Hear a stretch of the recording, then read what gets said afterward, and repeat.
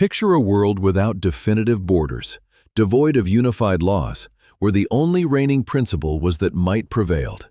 A realm where today's friend could be tomorrow's foe. Where winter temperatures plummeted to -40 degrees Celsius and survival hinged on your livestock and your blade. Such was the 12th century Mongolian steppe, prior to the transformative influence of a man named Temujin. But before the genesis of Genghis Khan, before the rise of the largest contiguous empire in history, what defined the steppe? Who held sway over it? And how could such a fractured, tumultuous territory give birth to a force destined to dominate both Asia and Europe? That inquiry will be addressed later in this discussion. First, share your location and current time in the comments so I can gauge the global reach of this video. Let's rewind to 1160, a time when the Mongolian steppe lacked a single ruler. In 1160, if you stood at the core of the Mongolian plateau and surveyed the four cardinal directions, you wouldn't encounter a unified nation. Instead, you'd observe a political landscape resembling a chessboard, featuring 5 dominant powers, each securing its own domain. To the east-central area, along the Onan, Karulin, and Tula rivers, resided the Kamag Mongol, the confederation of Mongol tribes. These were the forebears of those we now identify as Mongols. However, at that juncture, they were not the strongest entity. Throughout the 12th century, more formidable tribes like the Naiman in the western plateau and the Karites in the central region had grown significantly in power. Meanwhile, the Mongols contended with minor tribes such as the Merkits and the Tatars. To the southeast, around Lakes Hulun and Bur, lay the Tatars' territory, a potent and prosperous confederation that governed trade routes with China's Jin dynasty.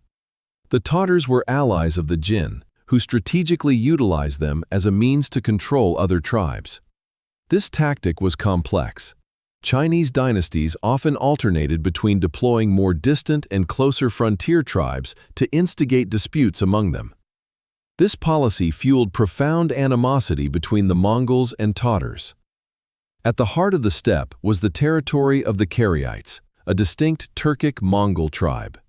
What made the Karaites remarkable was their conversion to Nestorian Christianity in the early 11th century. Consider that for a moment.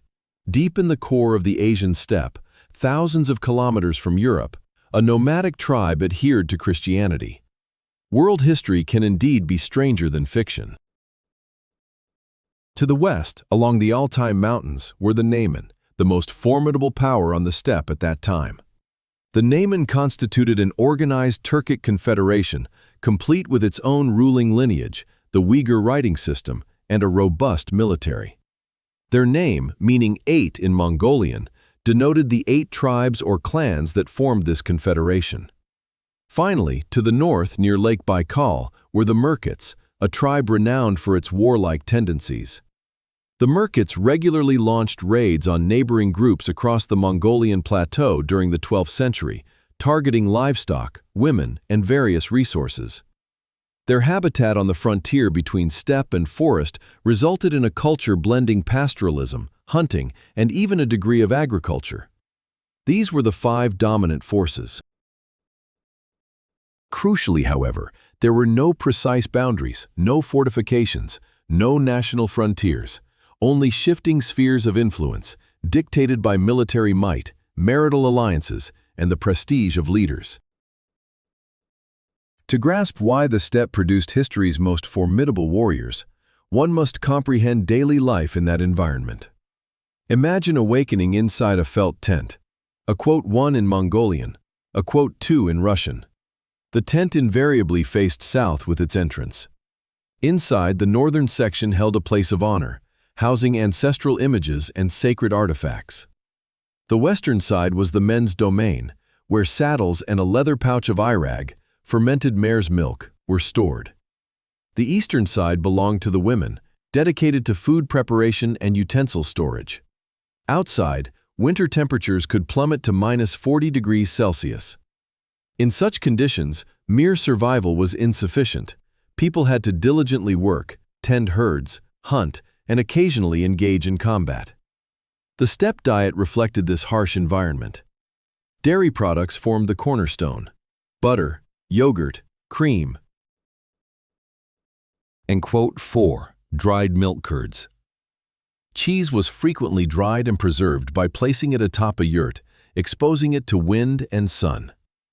Meat, primarily mutton, was esteemed but not consumed frequently, as living animals held greater value than slaughtered meat. Every sheep, horse, and goat represented property, wealth, and future prosperity. Then there was the steppe's distinctive beverage, fermented mare's milk. This slightly sour drink, with an alcohol content of approximately 2%, was rich in nutrients and minerals. An intriguing fact is that while many Mongols are lactose intolerant, the fermentation process breaks down lactose, transforming mare's milk from a laxative into a nourishing drink. Nature and culture had thus devised an ideal solution. The division of labor was distinctly clear. Men engaged in herding, hunting, and fighting. While men were engaged in herding, hunting, and combat, women managed domestic affairs, milked livestock, produced cheese and yogurt from milk, cooked meat, and prepared dumplings. However, it's incorrect to assume that Mongol women were delicate. They also endured outdoor labor in harsh conditions, with many proficient in horsemanship and archery. Each family occupied a single yurt, and several blood-related kin groups formed a quote 5, serving as the fundamental societal unit. Multiple quote 6 combined to form a quote 7, providing mutual support in labor and warfare, and various quote 8 constituted a tribe. Nevertheless, a crucial detail emerges. The social structure was not as straightforward as commonly believed. Historical accounts often portray steppe tribes as egalitarian societies where everyone held equal standing, but reality was considerably more intricate. Steppe society was distinctly stratified, comprising an aristocratic class known as the quote 9 who were leaders with established lineages, and the commoner class, or quote 10 Beyond the immediate family, subclans and clans represented the subsequent largest social divisions, organized according to patrilineal descent from a common ancestor. This framework was structured based on 3 elements: genealogical distance, generational distance, and birth order, establishing a multifaceted system of honor, obligation, and power. In such a challenging environment, warfare was not an anomaly, but an inherent part of life. Raiding for cattle, women, and captives was a recognized method of acquiring wealth.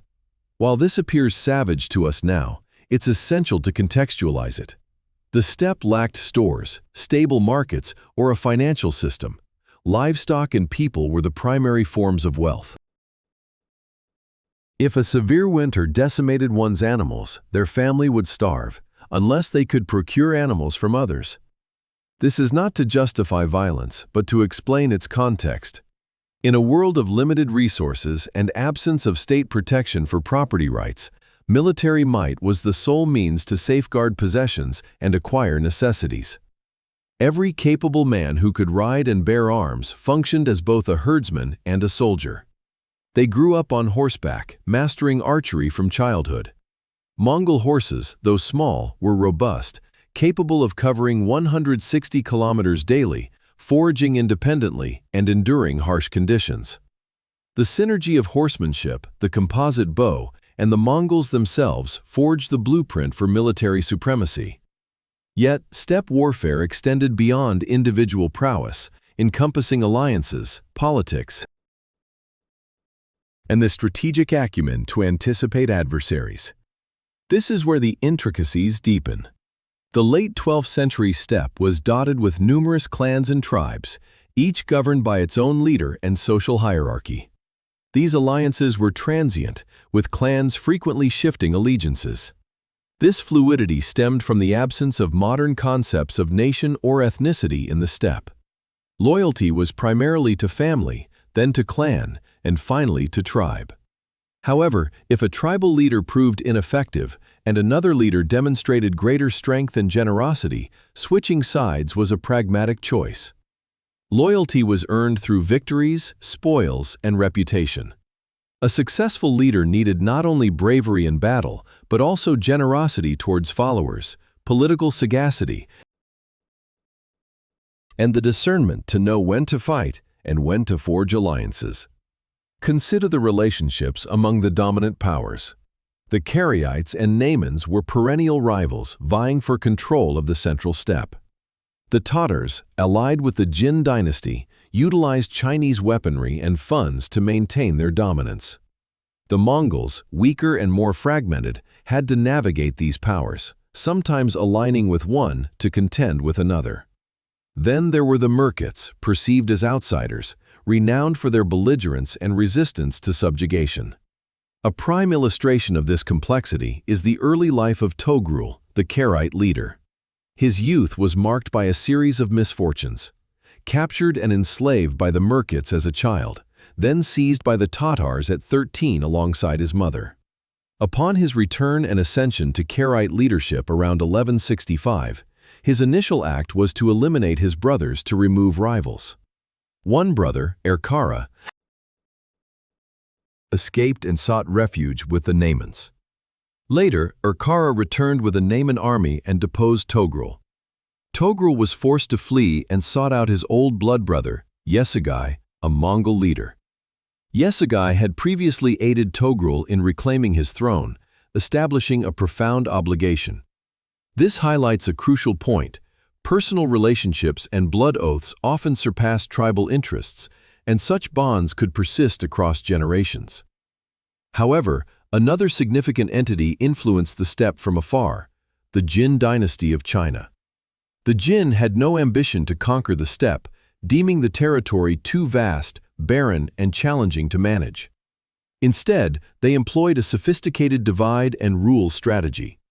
Chinese dynasties frequently alternated between utilizing more distant and closer frontier tribes to instigate conflicts amongst them. This policy proved highly effective, for instance, igniting a deep-seated animosity between the Mongols and Tatars. The Jin dynasty distributed armaments, funds, and titles to tribal groups that cooperated with them. They secured allegiance through offerings of silk, grain, and iron commodities, items that were scarce across the steppe. However, they also recognized the danger inherent in an overly powerful tribe. Consequently, they would shift their allegiance to a different tribe, thereby establishing a balance of power. This represented the pinnacle of imperial diplomatic maneuvering. It required no vast armies, merely financial resources and an understanding of steppe politics, and for a considerable period, it proved effective. The steppe remained fractured, with tribes perpetually warring amongst themselves, keeping Jin's northern frontier relatively secure. Yet, this fragmentation came at a significant cost. By the 1160s, the Khamag-Mongol Confederation, a loose coalition of Mongol clans, had severely weakened. Two of their leaders, Ambagai and Kudala, met their demise in the 1160s, marking the end of this initial confederation. Their deaths were no accident. Certain historical accounts suggest Ambagai was captured by the Tatars, handed over to the Jin, and subjected to a brutal execution. This served as a stark reminder of the steppe's inherent dangers, both internal and external. Following the deaths of these Khans, the Mongols were relegated to a state of relative impoverishment. Other tribes, such as the Naimans and Karaites, ascended to much greater power, while the Mongols found themselves contending only with smaller clans. Within this context, a man named Yugei, Kudala Khan's nephew, achieved some success in battles against the Tatars. He forged a friendship with Togrul, the Karaite Khan, forming an alliance that held the potential to restore the Mongols' influence. However, circa 1171, Yugei was poisoned by the Tatars. His death left behind his widow, Hulun, and several young children, including a boy of about 9 named Temujin. This family was abandoned by their tribe on the steppe. Consider the gravity of this situation for a moment. On the steppe, where survival depended on communal support, abandonment effectively meant certain death. A widow with 6 children, without a large herd or protective men, was under normal circumstances condemned. The Secret History of the Mongols, the most vital source for this era, describes how Hulun was forced to dig for roots and gather wild fruits to sustain her children. The narrative suggests these foods were consumed solely out of necessity, not as regular fare. Yet, they persevered. The young boy, Temujin, matured amidst destitution and isolation, developing an unyielding resolve and a profound grasp of the steppe world's harsh realities. What insights can we glean from this world, this untamed steppe? Firstly, fragmentation engenders vulnerability. While individual steppe tribes were formidable, possessing superior cavalry, proficient archers, and resilient warriors, their division meant they were only strong enough for self-defense and mutual raiding. They were incapable of constructing anything greater. Secondly, conditional loyalty poses a significant risk. When everyone prioritizes their immediate self-interest, long-term endeavors become impossible. Trust becomes eroded, and no organization larger than a single tribe can endure. Thirdly, external powers can exploit such divisions. The Jin demonstrated this masterfully. They had no need to conquer the steppe, merely keeping it divided sufficed. A fractured adversary is no adversary at all. Yet here lies the paradox. This very harsh and chaotic environment cultivated the attributes essential for building a vast empire. Life on the steppe instilled resilience, adaptability, and an opportunistic spirit. It taught that survival demanded both physical prowess and strategic acumen. It emphasized that loyalty must be earned, not inherited. For a boy who suffered poverty and tribal abandonment, the lesson resonated even more deeply. The old system, characterized by warring tribes, blood-based loyalties, and unstable alliances, had failed. A new approach was imperative, a different framework. By the close of the 12th century, the Mongolian steppe was a world poised for change. Powerful tribes like the Naimans, Karaits, and Tatars were at their peak, prosperous, organized, and seemingly invincible. However, beneath the surface, stirrings of transformation were evident. A younger generation was coming of age, individuals who had witnessed the brutality of the old ways and lost kin to incessant feuds. They began to question, is there another path? Some emergent leaders started experimenting with novel concepts. What if allegiance were based on merit rather than lineage? What if talented individuals from any background could ascend? What if the spoils of victory were shared equitably instead of being monopolized by nobles? These ideas, though not yet revolutionary, were taking root. And somewhere on the steppe, a young man named Temujin, around 30 years old by 1190, was gradually assembling a small cadre of devoted followers. He wasn't physically imposing, nor did he command a large army, but he possessed something else, a vision for what the steppe could become and an unwavering determination to realize it. However, that narrative is for another occasion. So, returning to the initial inquiry, why could such a fragmented, chaotic land as the Mongolian steppe give rise to a force that dominated both Asia and Europe? The answer lies in the paradox. Precisely because of the chaos, the steppe produced extraordinary individuals. The extreme environmental conditions fostered unparalleled endurance.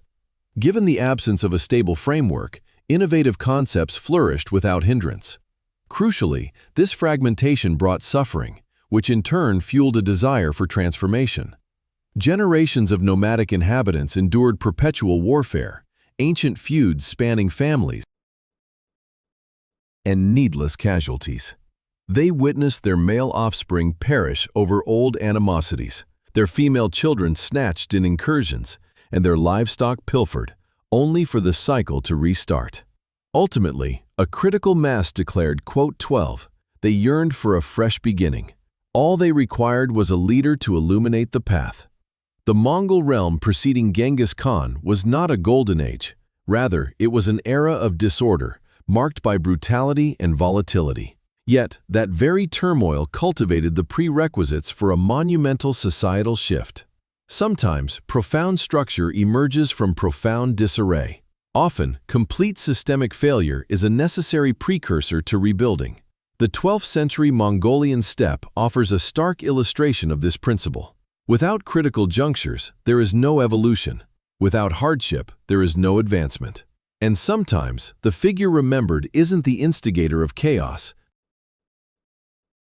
but the individual possessing the courage and aptitude to end it. One might ponder the contemporary relevance of these insights. Consider our present-day world.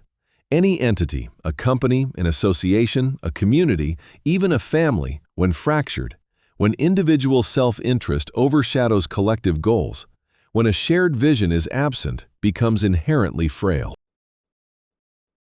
Individual brilliance is inconsequential if collaboration is lacking, if trust cannot be established, if something greater than oneself cannot be constructed. One's potential will remain constrained.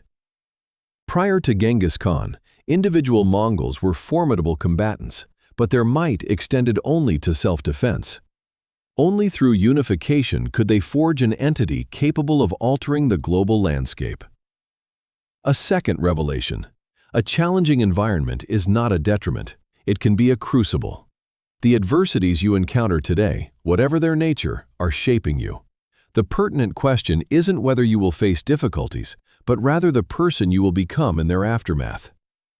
Temujin experienced an upbringing marked by destitution and abandonment, compelled to forage for roots to survive. Most individuals in such circumstances would succumb or integrate into the ordinary. However, he leveraged that anguish as impetus, as instruction, as a refining agent for his spirit. You can apply the same approach to your own trials. The ultimate lesson is that existing structures sometimes must crumble before novel ones can emerge. If your current systems, at work, in relationships, in your lifestyle, prove ineffective, do not hesitate to scrutinize them. Reject the notion that it's always been this way as a valid justification. Those who transform the world are the ones audacious enough to envision alternatives. If this video has broadened your historical perspective or prompted introspection about your life, please indicate your appreciation by liking it. This action helps the algorithm share profound historical narratives with a wider audience. Secondly, subscribe to the channel to ensure you don't miss future installments, as this merely scratches the surface of the Mongol saga.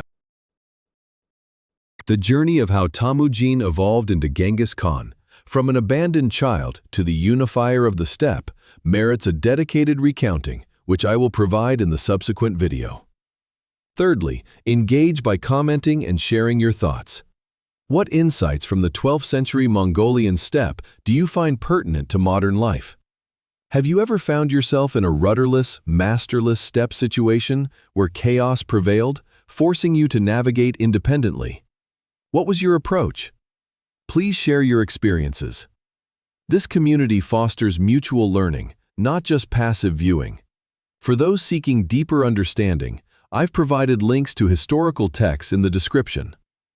The Secret History of the Mongols is particularly recommended, offering a primary 13th century perspective directly into this epoch. History is not static. It provides dynamic guidance for our present lives. The 12th century Mongolian steppe imparted lessons on the significance of solidarity, the strength derived from hardship, and humanity's capacity to transcend limitations. These principles remain relevant today. Thank you for viewing. I will rejoin you in the next video as we delve into the dramatic ascent of Temujin. Until then, remember that while the world around you may be turbulent, you have the potential to be the one who instills order.